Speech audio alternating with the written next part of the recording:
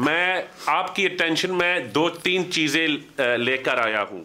पहली, for independence and clarity, ये एक इंडिपेंडेंट लॉ फर्म, ये जो complaint fund raising standard board of England and Wales को गई है, जुबैर गुल साहब उसके कंप्लेनेंट हैं।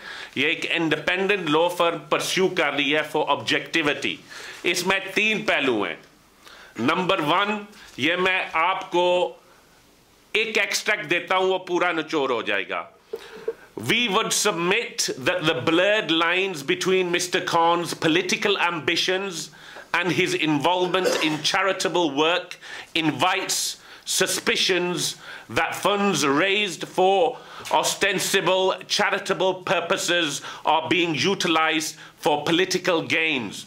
What is more troubling is the knowledge that Pakistan Tehreek-e-Insaf is a party that does not shy away from instigating civil unrest in a society with a fragile democracy and pursues anti-democratic measures and means to destabilize a democratically elected government. So, ये है कि ये जो funds overseas में collect करते हैं, मैं आपको ये कल की डॉन की खबर है कि पीटीआई चेयरमैन, ये देखें, PTI chairman Imran Khan London में जा रहे हैं। किसके लिए? मकसद है कि fund raising Shaukat Khanum memorial cancer hospital के लिए। और डायरेक्ट हिपोक्रेसी और कंट्रडिक्शन ये है कि ये उनका लीफलेट है जो एडवर्टाइज कर रहा है कि खान साहब आ रहे हैं आज़ाद कश्मीर की इलेक्शन कैंपेन के लिए फंड रेजिंग करने के लिए। So this is direct and empirical evidence that gives rise to suspicions that should be investigated.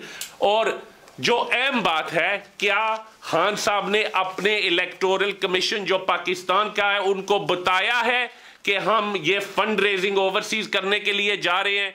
क्या उनकी गाइडेंस के मुताबिक कर रहे हैं? और जो अहम बात है, क्या उन्होंने ये डिक्लेरेशंस ऑफ इंटरेस्ट में किया है दिस ईयर, लास्ट ईयर और प्रीवियस ईयर्स कि ये ओवरसीज की फंडिंग आई है?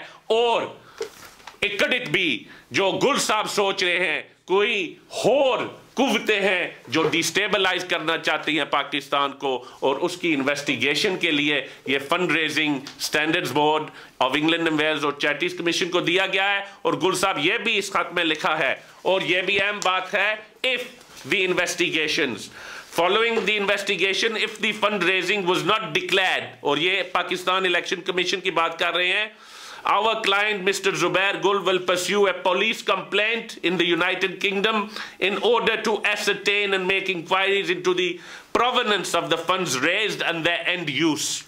कहाँ से ये पैसा आता है, किस मकसद के लिए आता है, ये हमारी फ्रेजाइल डेमोक्रेसी को डीरेल करने आता है या कोई ये जेन्युइन कोज है?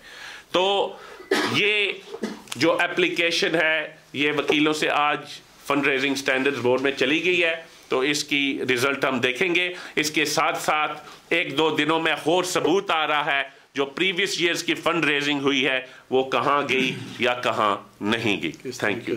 हाँ, किस तरीके से गई और वो तरीका क्या था? बैंकों से वो पैसा गया, हवाले से गया, या कोई और मीन से, या कोई और एजेंसीज हैं या कुव्वतें हैं जिस इस पैसे को कैसे वहाँ पाकिस्तान पहुँचाया जाता है। Thank you very much. Keep watching TV 786, देखते रहिए।